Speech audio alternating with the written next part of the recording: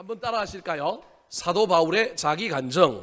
사도 바울의 자기 간증. 제가 예전에 부목사로 섬겼던 교회에 노인대학 경로대학이 있었는데 그 노인대학의 이름이 노아스쿨이었습니다.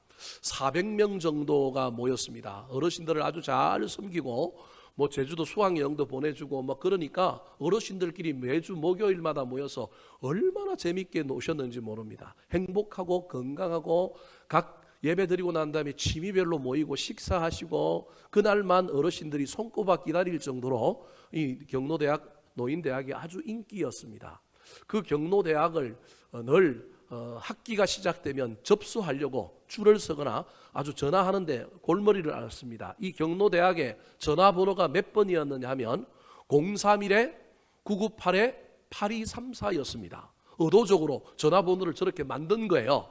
그리고 이 경로대학이 시작할 때마다 예배를 드리거나 분반을 하여 취미활동별로 모일 때마다 늘 서로 시작할 때마다 인사하는 구호가 있는데 그게 바로 저 전화번호 9988-234입니다.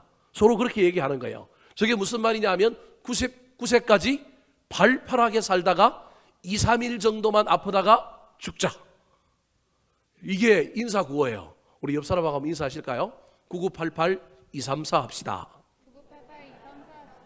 빨리 해야 된다니까. 이걸 해야 좀 복을 받고 마지막이 복될 수 있다니까요. 한 번 더 인사하실까요? 9988-234 합시다.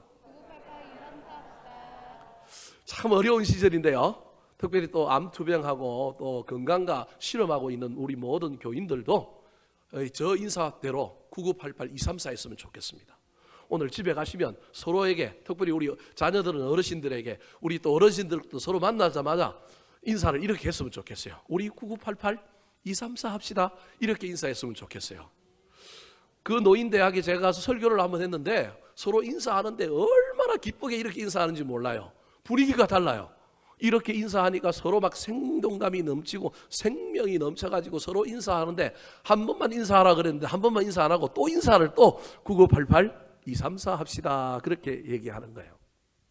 제가 설교하면서 한 어르신에게 물었습니다. 어르신 소망이 무엇입니까? 그랬더니 그 어르신이 하는 말이 나는 따뜻한 봄날에 편안히 잠자듯이 죽고 싶다라는 거예요.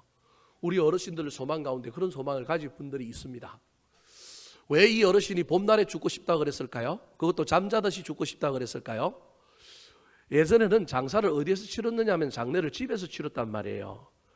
계절 중에 그래도 어느 날에 죽어야 본인도 좋고 후손들도 좋으냐 하면 봄에 죽는 게 좋겠다고 생각한 거예요. 땅 파기도 쉽고 집에서 장례 치르니까 시신도 부패하지 않고 음식도 그렇고 장만하기도 쉽고 그래서 자기는 봄날에 죽고 싶다라는 거예요. 그리고 어떻게 죽고 싶다느냐 하면 고통받지 않고 병원 가지 않고 그냥 편안하게 집에서 죽고 싶다라는 거예요. 참 귀한 소원인데 제가 그 소원을 들으면서 그래도 어르신들에게 9988-234 했으면 좋겠습니다. 그렇게 말씀드렸습니다. 왜 그렇게 말씀드렸느냐 하면 저와 여러분이 봄날에 잠자듯이 죽는 것도 참 귀한 죽음이지만 그래도 사람인 이상 이 땅에서 살다가 죽을 때 좀 아파서 누가 찾아왔으면 좋겠어요. 자식들이 좀 찾아와서 문병도 좀 하고 그랬으면 좋지 않겠어요? 뿐만 아니라 그 2, 3일 앓는 동안에 내 죽음을 직감하고 찾아온 자식들에게 내가 이렇게 살았다 이야기도 좀 하고 내가 잘한 일들도 좀 이야기하고 또 때로는 먹고 사느라고 너무 정신없이 달려오느라고 그때 너한테 잘못해준 거 너에게 해달라는 거 못해준 거 그런 것에 대한 아쉬움도 좀 이야기도 좀 하고 내가 믿는 예수도 좀 전하고 야 유언 삼아 예수 믿어야 된다. 예수 믿어야 복 받는다. 예수 믿어야 구원 받는다. 그 얘기는 좀 하고 죽어야 되지 않겠습니까? 잠자듯이 조용히 죽으면 찾아올까요? 안 찾아올까요? 편안하게 죽어서 좋기는 한데 안 찾아올 거란 말이에요. 그래서 제가 어르신들에게 그래도 봄날에 잠자듯이 죽는 것도 복이지만 9988 하다가 2, 3일 아프다가 죽는 것도 복이고 그 2, 3일 아프는 동안에는 찾아온 사람들에게 인사도 좀 하고 살아온 이야기도 좀 하고 간증도 좀 하고 좀 예수 믿으라고 복음도 전하는 것도 복이지 않겠습니까? 그랬더니 그 어르신들이 그렇게만 할 수 있다면 얼마나 좋겠습니까? 문제는 목사님 제가 2, 3일 아프다가 죽는 게 아니고 한 달, 2달 아프고 병원 가면 목사님이 책임지셔야 합니다. 그 말이 제가 뜨끔하고 놀랐어요. 사랑하는 성도 여러분, 여기 있는 모든 사람 뿐만 아니라 우리 어르신들, 질병 가운데 고통받고 있는 많은 사람들, 이 인사법을, 이 말을 가슴에 새기고 9988-234 하는 소망을 품었으면 좋겠습니다.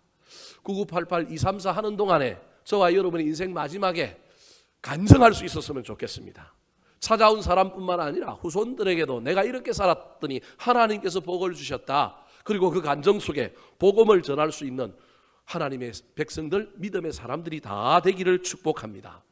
오늘 본문 말씀은 예수를 만나여 변하고 새 사람이 된 사도 바울이 자기가 어떻게 살아왔는지, 하나님 나에게 어떤 은혜를 주셨는지에 대한 간증을 기록하고 있는 내용입니다.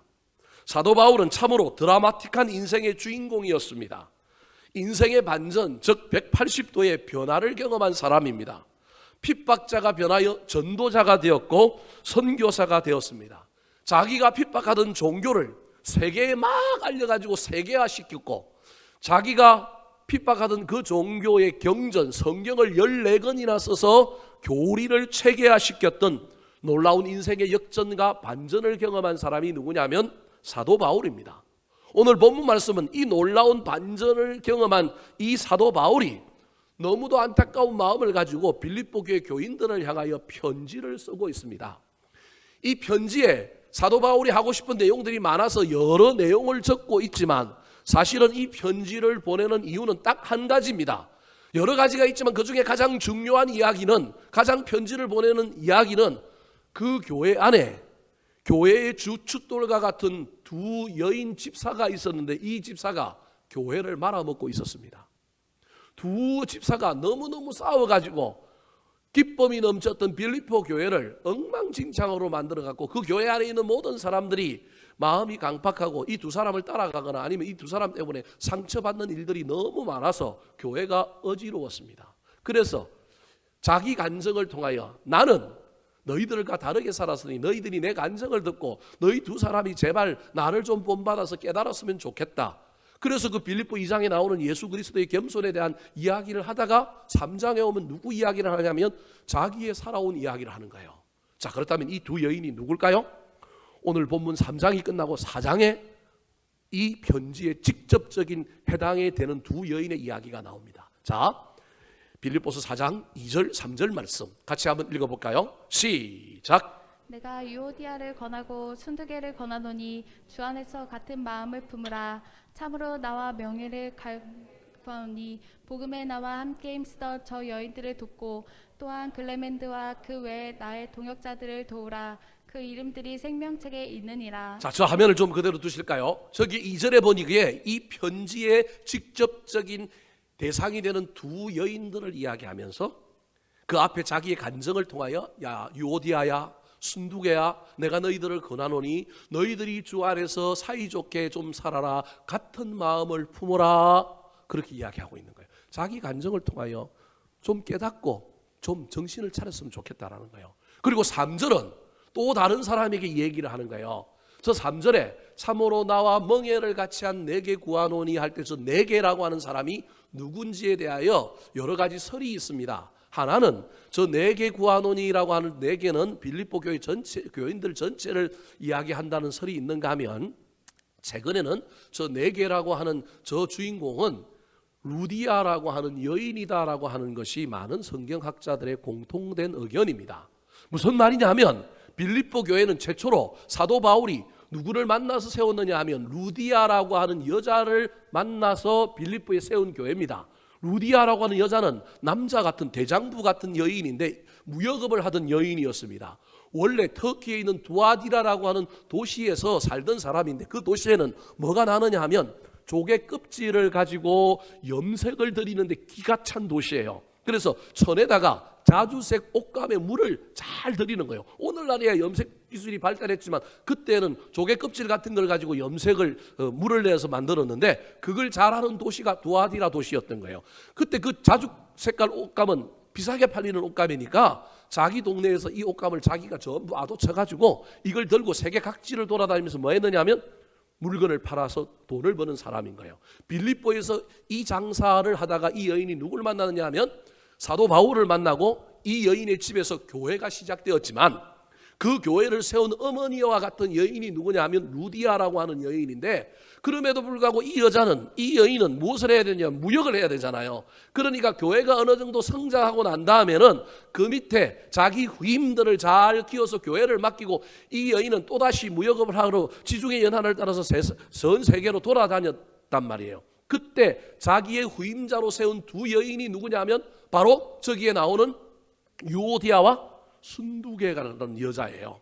이 두 여자 집사가 교회의 어머니 루디아의 뒤를 이어서 빌립보 교회를 잘 바치고 잘 섬기고 가다가 어느 순간 되니까 서로 잘났다고, 나 때문에 교회가 이렇게 됐다고 서로 둘이서 치고받고 싸우는 문제가 벌어진 거예요. 그래서 이 문제를 해결하기 위하여 이 사도 바울이 편지를 보내면서 당사자인 유오디아와 순두계에게 내 간증을 듣고 너희들이 나처럼 살았으면 좋겠다 그렇게 말하고 난 다음에 저 둘을 화해시키려면 저 둘만 갖고 안 되니까 중재자의 역할을 해야 될 한 사람을 건면하는 거예요. 그게 3절이에요. 참으로 나와 멍에를 같이 한 루디아야, 교회를 세우고 복음을 전하는데 멍에를 같이 지고 애를 썼던 루디아야, 너한테 이야기하노니 복음에 나와 함께 힘쓰던 저 여인들을 도와라. 저 여인들이 누구냐 하면 유오디아와 순두계인 거예요. 그들이 지금은 서로 다투고 지금은 교만하고 지금은 교회를 말아먹고 있지만 그래도 옛날에는 나와 함께 복음에 힘쓰던 여인들이다. 옛날엔 기가 막힌 일꾼들이었다. 지금은 좀 변했지만 네가 그들을 도와서 다시금 정신 차리게 해주면 교회도 유익하고 그들도 유익하지 않겠느냐. 3절 마지막에 보니까 내가 보니 그래도 그들 이름이 어디에 있다? 생명책에 있더니 너무 미워하지 말고, 교회 말아먹는다고 찌지고 볶고 싸운다고 미워하지 말고, 그들 교회에서 내쫓지 말고 그들을 도와서 화해하게 만들어라. 뿐만 아니라 또한 글레멘드라고 하는 사람과 그 외에 나의 동력자들이 이 교회를 그래도 좀 정상화시켜 보려고 애를 쓰고 있는데 이 두 여인이 너무 막강하고 너무 막 교회를 어지럽혀 놔서 힘든데 그 사람들을 도우고 이 저 두 여인을 화해시켜서 교회를 교회되게 만들어라. 그 얘기를 하기 전에 자기를 뭐하고 있느냐 하면 오픈하고 있는 거예요. 내가 어떻게 살아왔는지, 나를 통하여 하나님께서 어떤 역사를 하셨는지를 보여줌으로 말미암아 이 싸우는 두 여인들과 이 공동체가 다시금 화해하고 하나 되게 만들려고 하는 간증을 기록하고 있는 것입니다. 사랑하는 성도 여러분, 오늘 본문에 나타난 사도 바울의 자기 간증을 통하여 저와 여러분도 인생의 어느 때에 누군가가 찾아와서 내 인생을 묻거든 간증할 것이 있었으면 좋겠습니다. 저와 여러분이 인생의 마지막에 9988 234 하다가 그 아픈데 문병원 자녀들에게 찾아온 사람들에게 살아온 내 인생을 이야기하며 특별히 예수 그리스도를 전할 수 있는 저와 여러분 되기를 우리 구주 예수 그리스도의 이름으로 축원합니다. 우리가 다 사도 바울과 같은 간증은 할 수 없지만, 사도 바울의 간증이 우리의 간증이 될 수는 없지만, 오늘 본문에 나타난 사도 바울의 간증을 통하여 우리도 사도 바울을 닮아갔으면 좋겠습니다. 자, 그렇다면 오늘 본문에 나타난 사도 바울의 간증의 내용은 무엇일까요? 첫 번째입니다. 따라하시겠습니다. 가졌지만 교만하지 않는 사람. 가졌지만 교만하지 않는 사람. 사도 바울은 엄청난 스펙, 금수저를 물고 태어났을 뿐만 아니라 그 이후에 세상적으로는 엄청난 스펙을 가진 뛰어난 사람이었습니다. 그 뛰어났음에도 불구하고 자기는 그것을 자랑하거나 그걸 내세우지 않고 난 겸손했다. 유오디아야, 순두계야, 너희들도 내 간증을 듣고 내가 수많은 걸 가졌지만, 내가 아주 뛰어나지만, 내가 아주 기가 막힌 인재지만 내가 자랑하거나 교만하지 않았던 내 모습을 보고 너희들도 좀 낮추고 겸손해라. 그 얘기를 하려고 하는 거예요. 사도 바울이 자랑거리가 많은데 최고의 자랑거리는 뭐였느냐 하면 로마 시민권자였습니다. 미국 시민권하고는 비교도 안 될 정도로 그 당시에 로마 시민권이라고 하면 이건 엄청난 겁니다. 프리패스입니다. 수많은 사람들이 이 로마 시민권을 갖고 싶어서 얼마나 발을 동동 구렸는지 모릅니다. 사고 싶어도 살 기회도 없을 뿐만 아니라 돈도 엄청 들어가서 아무나 가질 수 없는 시민권을 누가 가지고 있었느냐 하면 사도 바울을 갖고 있었습니다. 그런데 오늘 본문에 보면 자기 스펙 중에 최고의 스펙인 이 시민권에 대한 이야기는 하지 않습니다. 왜 안 할까요? 로마 시민권을 가지고 있다고 이야기하는 순간에 로마로부터 기독교가 핍박을 받는데 자기가 시민권을 자랑하면 로마의 앞잡이처럼 보이잖아요. 그래서 이건 자랑할 수 없는 거예요. 그런데 오늘 본문이 끝나고 나는 17절부터는 무엇에 대한 이야기를 하느냐 하면 하늘나라 시민권에 대한 이야기를 하는 거예요. 이 하늘나라 시민권에 대한 이야기를 하면서 자기도 난 로마 시민권보다 더 좋은 시민권 뭘 갖고 있다고요? 하늘나라 시민권을 갖고 있다고 이야기하면서 자기도 로마 시민권자라고 하는 걸 은연중에 사실은 이야기하고 있지만 드러내놓고는 못해요. 자, 오늘 본문 4절부터 5절에 시민권 다음으로 사도 바울이 가지고 있었던 엄청난 스펙들을 자랑합니다. 자, 같이 한번 읽어볼까요? 시작. 그러나 나도 육체를 신뢰할 만하며 만일 누구든지 다른 이가 육체를 신뢰할 것이 있는 줄로 생각하면 나는 더욱 그러하리니 나는 파리만의 할례를 받고 이스라엘 족속이요 베냐민 지파요 히브리인 중에 히브리인이요 율법으로는 바리새인이요. 4절은 누가 육체적인 조건 스펙을 자랑하는 사람이 있느냐? 내 앞에서 자랑하는 사람이 있느냐? 나는 너희들보다 더 갖췄다. 나는 더욱 그리하리니. 그러면서 이야기하는 거예요. 내 자랑이 한번 들어볼래? 5절에 4개, 그 다음에 6절에 2개를 이야기해요. 총 6개를 이야기하는 거예요. 자, 첫 번째 자랑입니다. 저 자랑은 오늘날 우리 관점에서 보면 아무것도 자랑이 아닌 것 같지만 그 당시에 유대인들과 저 중곤동지에게 살았던 사람들에게는 이게 엄청난 자랑인 거예요. 첫 번째가 뭐냐면 나는 8일 만에 할례를 받았다. 정통 유대인이라는 거예요. 난 태어날 때부터 유대인이었다는 거예요. 두 번째가 이스라엘 족속이라는 거예요. 그 말은 유대인이라 할지라도 아브라함 때부터 내려오는 족보에 이름이 기록되어 있는 유대인이 있는가 하면 족보를 알 수 없는 유대인도 있는 거예요. 근데 나는 아브라함 때부터 야곱에 이르기까지 유대인의 정통 족보에 내 이름이 어떻게 되어 있다고요? 기록되어 있다는 거예요. 요즘은 안 그러지만 옛날에 가문에 족보 만들기가 얼마나 유행했는지 모릅니다. 그 족보에 이름이 있느냐 없느냐 중요했고 이름 없는 사람은요, 야, 돈 줄 테니, 이름 넣어줄 테니까 뭐 내라고요? 예, 족보 편찬하는 값 좀 내라 그랬어요. 이름이 있느냐 없느냐가 얼마나 중요한지 몰라요. 세 번째가 뭐예요? 베냐민 지파라는 거예요. 이 말은 무슨 말이에요? 난 왕족이라는 거예요. 난 왕가의 가문이라는 거예요. 이스라엘 초대왕 사울이 어느 지파예요? 베냐민 지파라는 거예요. 난 정통 유대인이요, 난 족보가 있어요, 나는 왕족이요. 뿐만 아니라 또 뭐라고 얘기했냐면 히브리인 중에 히브리인이라는 거예요. 유대인 히브리인들은 부모 중에 한 분만 유대인이라도 히브리인으로 취급을 받았습니다. 그런데 히브리인 중에 히브리인이라고 하는 말은 엄마도 아버지도 다 유대인이었고 나는 두 분의 유대인의 부모 밑에서 태어난 정통 유대인이다, 그렇게 말하는 거예요. 네 번째로는 나는 율법으로는 흠이 없는 누구라고요? 바리새인이라는 거예요. 그 당시 최고의 율법주의자, 최고의 종교인들은 누구였냐면 바리새인이었습니다. 바리새인은 티오가 정해져 있었습니다. 꼭 그런 건 아니지만 뭐 숫자로는 이야기할 수는 정확하게 말할 수는 없지만 3%라고 하는 퍼센테이지를 딱 정해놓고 그 안에 해당되는 사람들만 바리새인을 준 거예요. 그러니까 바리새인 되기가 쉽지 않은 거예요. 바리새인 되면 엄청난 종교가요, 엄청난 열심히 있는 사람인 거예요. 바리새인이 되려고 하면 어떤 사람 밑에, 즉 티오를 가지고 있는 랍비 스승 밑에서 바리새인이 되는 율법의 공부를 하고 그 율법을 수행하고 지키는 것들을 다 통과해야만이 스승이 넌 이제 뭐다? 바리새인이다 라고 이야기해주고 바리새인 칭호를 주는 거예요. 이건 철저하게 도제 시스템에 의하여 오늘날 상담학이나 여러 가지 학문에 보면 슈퍼바이저, 내 위에 선생님이 누구냐에 따라서 그 선생님이 나에게 어떠한 자격을 주는 경우들이 있어요. 우리나라 상담협회 이런 건 다 그런 거예요. 사실은 국가가 공인하는 것도 있지만 국가 공인이라기보다는 어떤 슈퍼바이저, 아주 상담을 오래 공부한 사람들이 몇 사람들이 만들어 협회를 만들고 그 협회에서 그분 밑에서 몇 시간을 공부를 해야만이 자격을 주는 거예요. 그런데 이 자격을 줄 수 있는 걸 무한정으로 넓혀 놓는 게 아니라 우리나라 택시 면허 제도처럼 누군가 한 사람이 뭐 해야 돼요?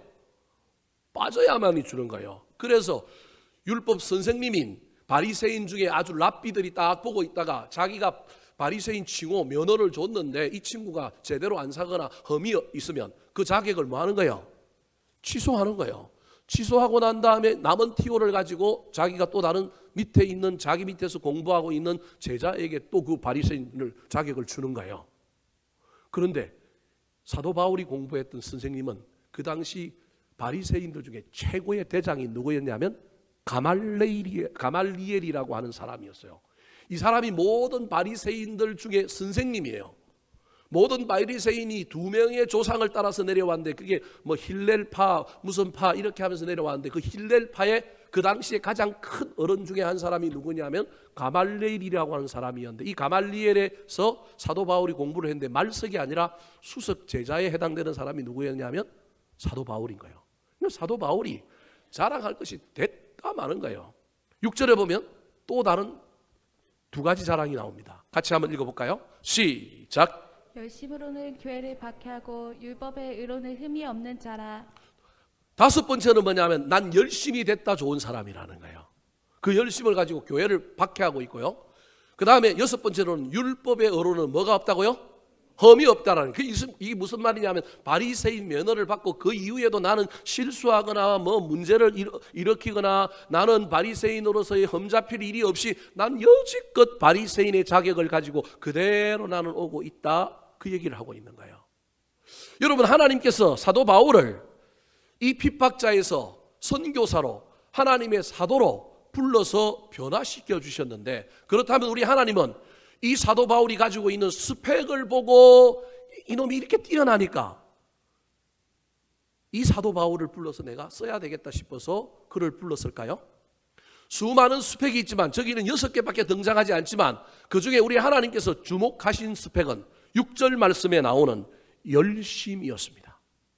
우리 하나님은 사도 바울이 뭘 가지고 있느냐, 외적으로 뭘 가지고 있느냐가 아니라 그 안에 무엇이 있느냐, 특별히 열정이 있느냐 없느냐를 보고 그를 부른 거예요.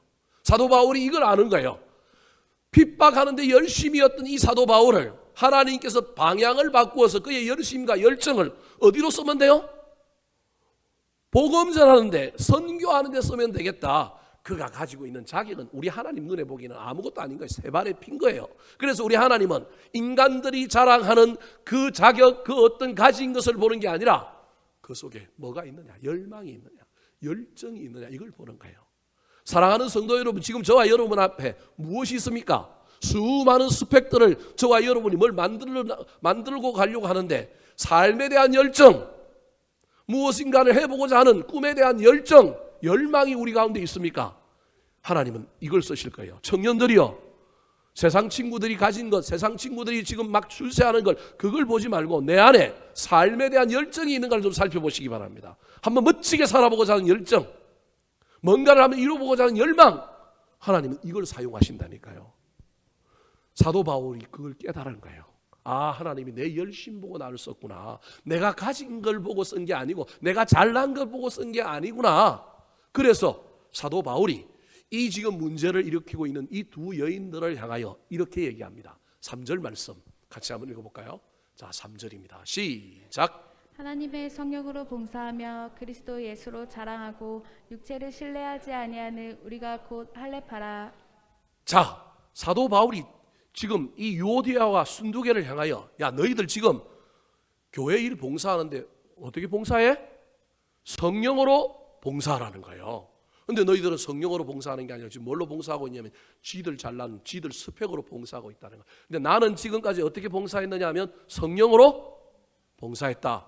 너희들은 지금 너희들이 잘났다고 너희들이 한 것을 자랑하는데 나는 뭘 자랑한다고요? 예수를 자랑하고 있다라는 거예요. 너희들은 육체를 신뢰하는데 나는 육체, 내가 가지고 있는 스펙을 자랑하지 않고 나는 육체를 신뢰하지 않는다. 나는 하나님께 쓰임받는 걸 신뢰한다. 하나님이 나를 쓰실 걸 신뢰한다. 그러면 무슨 파라고요? 할례파, 영적인 할례파라는 거예요. 두 사람의 싸움의 내용 중에 제가 보기엔 유오디아와 순두계 중에 하나는 정통 유대인으로 뭘 받은 거예요? 할례를 받은 거고 한 여인은 할례를 안 받았던 것 같아요. 그래서 할례파가 무할례파고 할례도 안 받은 것들이 이렇게 공격했던 모양이에요. 그래서 사도 바울이 지금 얘기를 하면서, 야, 성령으로 봉사하는 사람, 자기 자랑하지 않고 예수 자랑하는 사람, 자기의 육체의 조건을 신뢰하지 않고 나를 사용하시는 하나님을 신뢰하는 그 사람이 진짜 영적인 할례파다. 나는 그렇게 살았다. 너희들도 제발 그렇게 살아라. 그렇게 말하고 있는 것입니다. 사랑하는 성도 여러분, 지금 저와 여러분에게 무엇이 있습니까? 저와 여러분에게 가진 것, 있는 것, 가진 것을 가지고 교만하지 않았으면 좋겠습니다. 주었지만 그것을 가지고 열심과 열정을 가지고 하나님께 쓰임받고 하나님께 사용되는 사람들이 되었으면 좋겠습니다. 혹시 지금 저와 여러분에게 무엇이 없다고 낙심하고 있는 분은 없습니까? 낙심하지 마시고 내 안에 강력한 열망이 있다면, 열정이 있다면 그것을 붙들고 하나님, 나는 세상 사람들 가진 거 아무것도 없지만 내 안에 하고자 하는 열망이 있습니다. 얻고자 하는 열심이 있습니다. 이루고자 하는 소망이 있습니다. 이걸 들어서서 주여 사용해 주십시오. 그렇게 기도하며 나아가는 저와 여러분 되기를 예수님의 이름으로 축원합니다.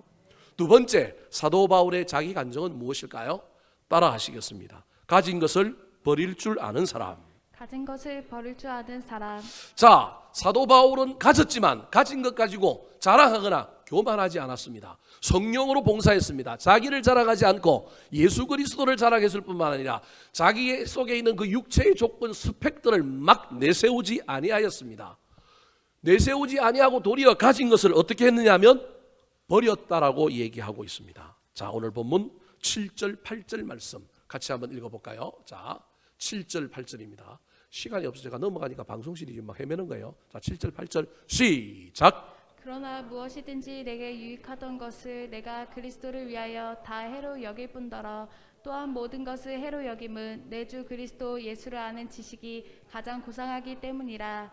내가 그를 위하여 모든 것을 잃어버리고 배설물로 여김은 그리스도를 얻고. 자, 사도 바울의 자기 간증의 핵심은 뭐냐면 난 가졌지만 자랑하지 않았다라는 거예요. 두 번째로는 자랑하지 않을 뿐만 아니라 난 가진 것을 버렸다라는 거예요. 근데 저 버렸다라고 하는 말은 완전히 버렸다라는 말이 아닙니다. 배설물로 여겼다라는 거예요. 자, 저기에 저와 여러분이 하나님께서 우리에게 나한테 뭘 많이 주셨는데 열심만 빼고 나머지 주신 것을 다 버려라라고 하는 말로 오해하면 안 된다는 이야기를 지금 제가 여러분에게 하려고 하는 거예요. 버리긴 버려야 되는데 그건 내려놓아야 하는데 내려놓음으로 말미암아 버림으로 말미암아 하나님께서 그걸 가져가고 없애버리는 것이 아니라 그것을 용도와 사용 방법을 바꾸어 주셔서 더 강력하게 만들어 주시는 거예요. 내가 움켜쥐고 있으면 이건 보잘것, 하나님 입장에서 보잘것 없는 건데 이걸 내가 내려놓으면 하나님이 새로운 무기로 만들어 주신다라는 거예요. 그래서 저와 여러분이 가지고 있는 것, 우리한테 있는 걸 너무 자랑하거나 너무 이것을 의지하면 안 되고 내려놓아야 되는 거예요. 근데 이게 쉬워요, 어려워요? 어렵죠. 여러분, 우리한테 있는 걸 좀 사용하고 싶고 이걸 가지고 뭘 해보고 싶지요.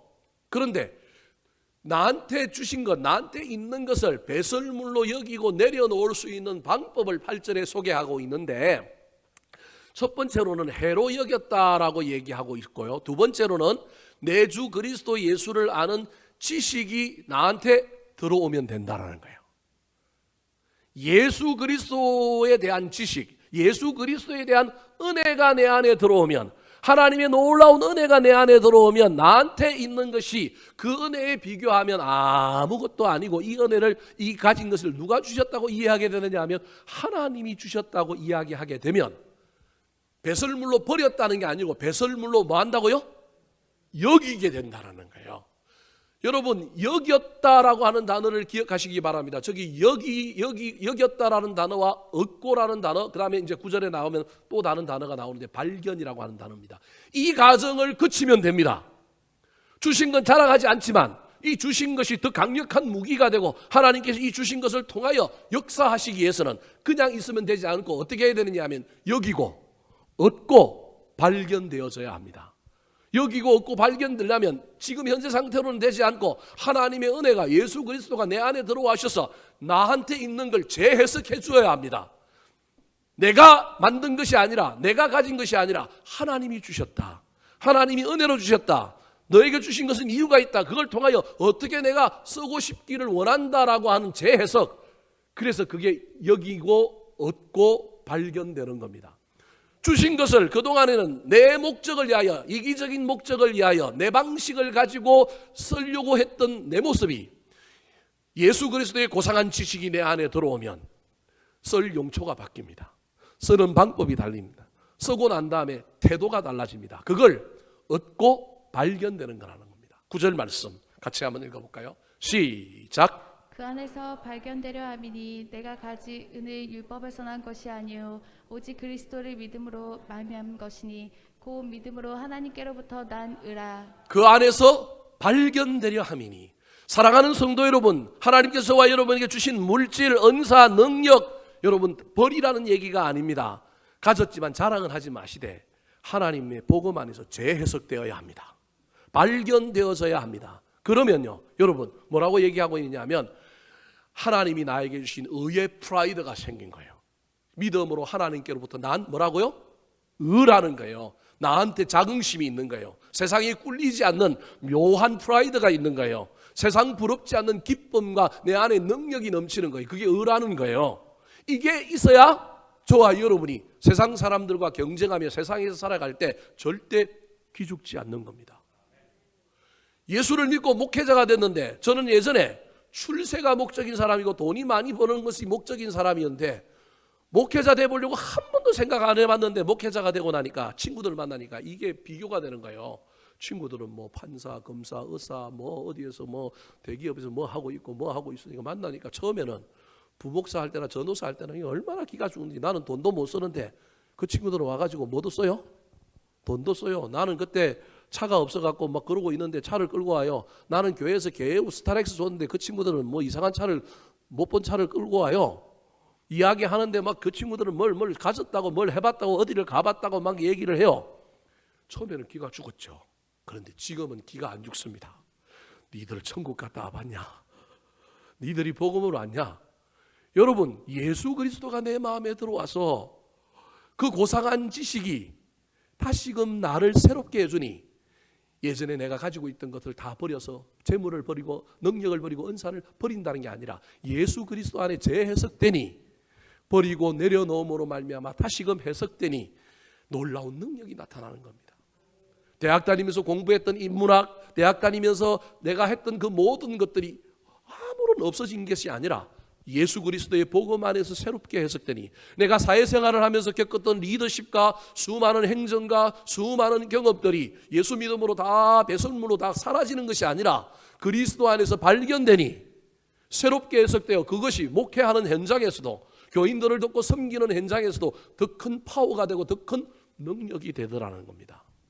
중요한 건 가졌다고 자랑하지 말고 나한테 있는 걸 내려놓아야 합니다. 내려놓는다는 말은 버린다는 얘기가 아니라 주님께로부터 주님 안에서 새롭게 해석되어져야 합니다. 내가 가진 것으로 나의 유익을 위하여 이기적인 목적을 위하여 쓰리라 결정했던 것을 주의 은혜 가운데 들어가니 이걸 주신 목적이 있다는 걸 알게 되는 겁니다. 어떻게 써야 할지 어떻게 사용해야 될지 주님께서 알려주시니 그 용처와 그 용도에 맞게 쓰니 더 파워풀한 능력이 나타나는 것입니다. 사도 바울은 바리새인으로 율법에 정통했던 사람인데 예수 그리스도를 만나고 복음의 빛 안에서 율법을 재해석하고 나니까 율법을 뛰어넘는 놀라운 복음이 나온 겁니다. 율법을 버린 게 아닙니다. 율법 위에 새로운 것이 놓여지게 되는 겁니다. 더 파워풀한 무기가 만들어져서 복음을 전하는 겁니다. 예전에 철학을 배웠는데 그 철학 위에 예수 그리스도의 고상한 은혜와 지식이 더해지니 아테네에 가서 그리스 철학자들하고도 디베이트 하는데 지지 않는 겁니다. 사랑하는 성도 여러분, 무엇을 가졌습니까? 자랑하지 마시기 바랍니다. 가진 것들을 그냥 그걸 가지고만 사용하려고 하지 말고 그리스도의 고상한 지식 안에 들어가도록 하나님께 좀 내려놓으시기 바랍니다. 하나님 나에게 이 물질을 줬습니다. 이 능력을 줬습니다. 이 은혜를 줬습니다. 이걸 뭐하러 어디에 쓸까요? 하나님 나를 오래 살게 해주셔서 건강을 주셨습니다. 재발견되는 놀라운 역사가 나타났으면 좋겠습니다. 그래서 가진 것을 버려도 그 버린 것이 버려지는 것이 아니라 새롭게 다시금 무기를 장착하고 나타나서 삶을, 세상을, 내 주변에 있는 사람들을 더 아름답게 만드는 놀라운 이야기가 저와 여러분의 남은 인생에 펼쳐지게 되기를 우리 구주 예수 그리스도의 이름으로 축원합니다. 마지막으로 사도 바울의 자기 간증은 무엇일까요? 따라 하시겠습니다. 멈추지 않고 달려가서 남긴 사람. 멈추지 않고 달려가서 남긴 사람. 고양시에 있는 박물관 중에 중남미 문화원이라고 하는 박물관이 있습니다. 저 벽제에 가다 보면 간산동 쪽에 고양동 쪽에 있는 박물관입니다. 처음부터 박물관은 아니었습니다. 제가 이걸 만드신 분들을 잘 아는데요. 이분들이 예전에 안기부 무관이었습니다. 제 대학 선배인데 안기부 무관으로 해외에 파견 나갔다가 일을 잘해서 승진하여 대사를 여러 나라에서 했습니다. 파라과이부터 시작해서 볼리비아, 니카라과이, 아르헨티나, 중남미 지역의 대사를 십몇 년간 하신 거예요. 이분이 그러면서 그 중남미 지역에 있는 물건들을 하나씩 사서 국내로 갖고 오고, 은퇴하고 난 다음에 이 가지고 온 이 중남미 물건들을 어떻게 할까 그러다가 저 관산동 고양동에 큰 집을 하나 사고 거기다가 그걸 전시하기 시작했습니다. 자기 인생의 시간을 많은 곳에 보냈던 그곳에 어떤 중요한 물건들을 갖다 놓고 바라보고 있으니까 너무 좋았을 뿐만 아니라 이걸 나 혼자 보기는 좀 그러니까 전시관을 만들고 사람들에게 좀 보여줘야 되겠다 싶어서 지인들에게 보여주기 시작하다가 사람들에게 문을 오픈하여 보여주기 시작하니까 인기가 아주 좋았습니다. 그래서 은퇴한 이후에 또 있는 돈들을 모아서 또다시 중남미에 가가지고 더 많은 것들을 가지고 와서 그걸 채웠는데, 이분들이 나이가 들자 걱정이 하나 생기기 시작했습니다. 자기는 이 물건들이 좋고 귀하여 닦고 수집하고 전시하고 이런 일을 했는데 자기가 죽고 나면 이 물건들이 과연 어떻게 될까? 자식들을 보니까 자식들은 반도체에 미쳐가지고 어디 가 있고, 하나는 또 어디 교수한다고 가 있는데, 이 자식들은 자기가 관심 있는 이곳에, 특별히 중남미라고 하는 나라에 관심이 없을 뿐만 아니라 이 문화에도 관심이 없는데 이게 내가 죽고 나면 이게 어떻게 될까? 고민이 생긴 겁니다. 그래서 고민하다가 요거를 누군가가 길이길이 보존하고 후대에도 좀 남겨서 많은 사람들에게 가보지 못하지만 국내에서 보는 이 귀한 일들을 이어갔으면 좋겠는데 돈이 들지도 않고 이 일을 이어갈 수 있는 방법은 뭘까 생각하던 가운데 고양시에 국장 하나를 만나가지고 의논하는 가운데 기부 체납하면 고양시가 그걸 전적으로 고양시 박물관으로 관리해 가면 고양시의 관광자원도 되고 앞으로 모든 들어가는 돈은 누가 다 되면 된다고요? 고양시가 다 되면 되니까 박물관 이름을 선생님 이름으로 하시고 그거 만들어가면 기가 막힐 겁니다. 아이디어를 준 겁니다. 그래서 그 아이디어를 듣고 자식들을 불러 모아서 의논해야 됩니다. 이 집과 내가 가지고 있는 물건 탐나냐? 자식들에게 물었더니까 이남이 있는데 얘네들이 관심 없습니다. 아버지 건 아버지 거고 우리는 우리 거고 우리는 살만한데요. 정말 확신하냐?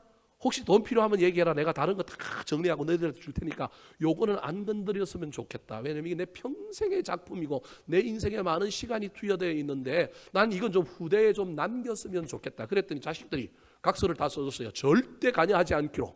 절대 이거 우리 재산이라고 말하지 않기로. 그래서 그 자식들의 각서 공정을 가지고 고양시에 그 전시실을 헌납한 거예요.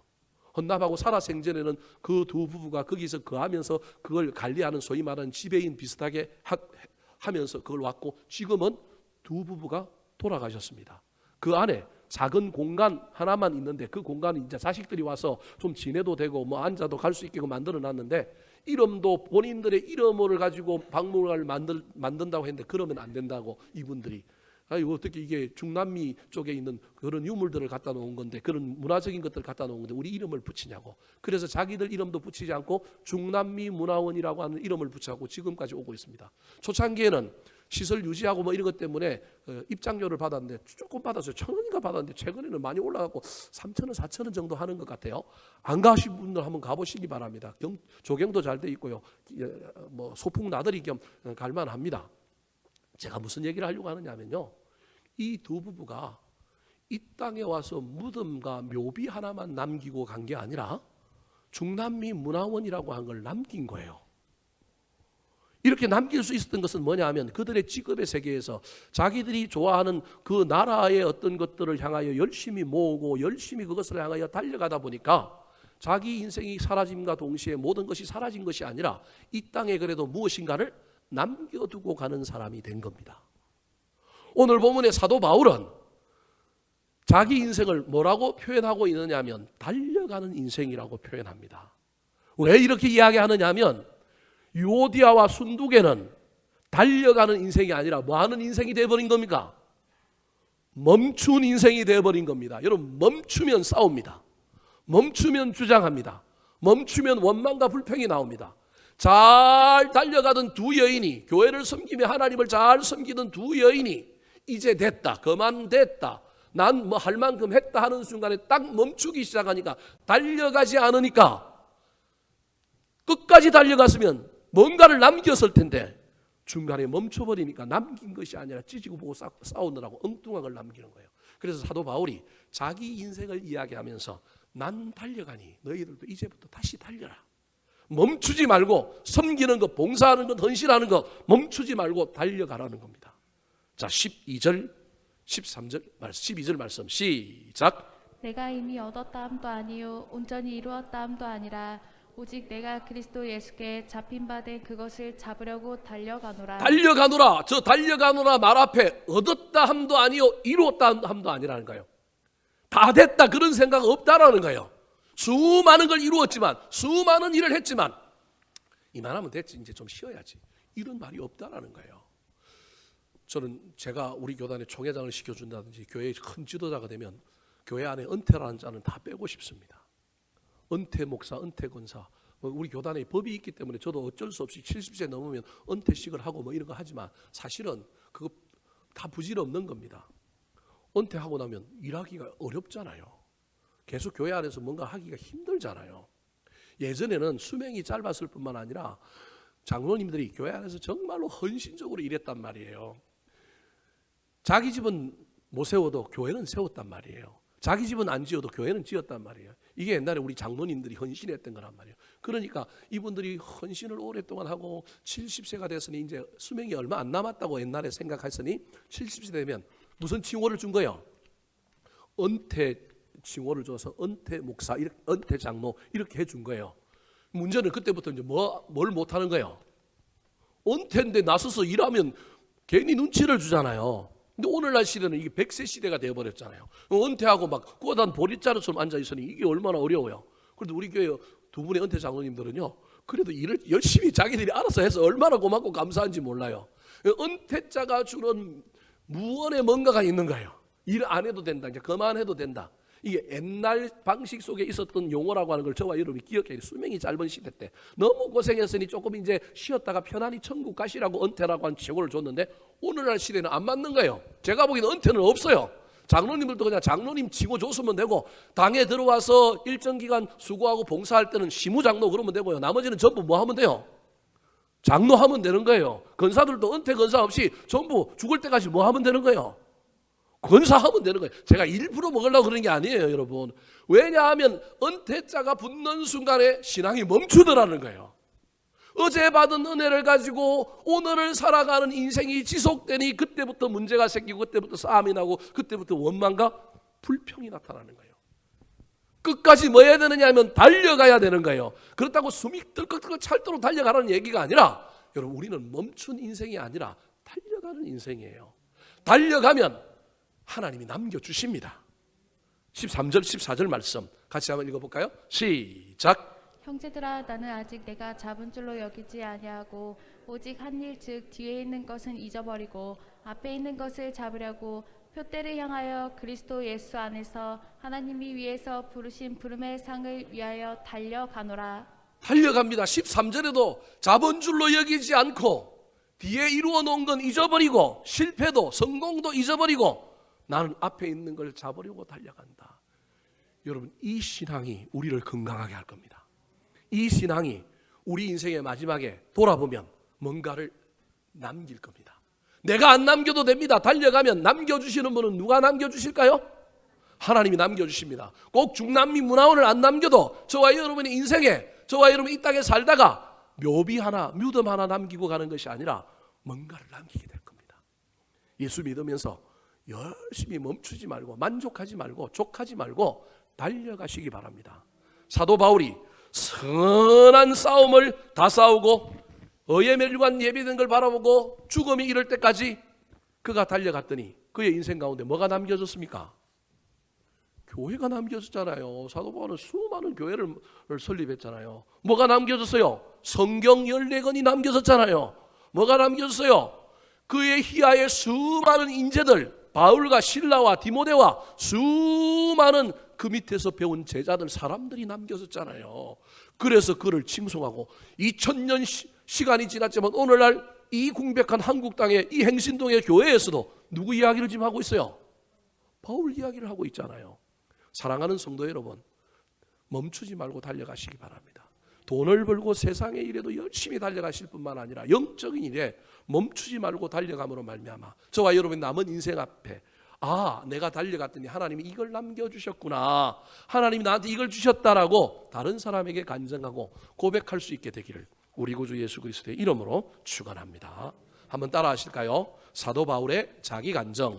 사도 바울의 자기 간증. 가졌지만 교만하지 않는 사람, 가졌지만 교만하지 않는 사람. 가진 것을 버릴 줄 아는 사람, 가진 것을 버릴 줄 아는 사람. 멈추지 않고 달려가서 남긴 사람. 멈추지 않고 달려가서 남긴 사람.